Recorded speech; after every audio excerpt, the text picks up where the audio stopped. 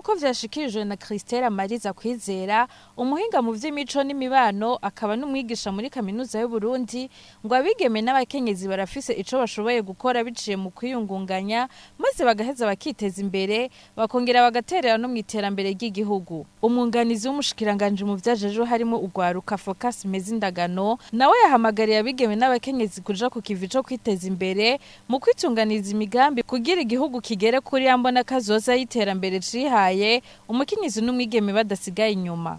Nayo Desire Manirakiza umuhuzabikorwa ku rwego rw'igihugu mu mugambi PAEJ ujejwe gushigikira imigambi y'ugwaruka yo kwiteza imbere, yahamagariye abigeme n'abakenyezi kuzana imigambi yabo muri PAEJ kugira ngo ishigikirwe kuko ngo nabo nyene barafise ico boterera mu iterambere ry'igihugu. Yavuze ko mu kiringo c'imyaka 5 irangiye cerekanye ko abashikanye imigambi yabo muri PAEJ ku bice 15 kwijana vy'imigambi y'abigeme ariyo imaze kurangurwa mu migambi 4,000 y'abashigikiwe na PAEJ.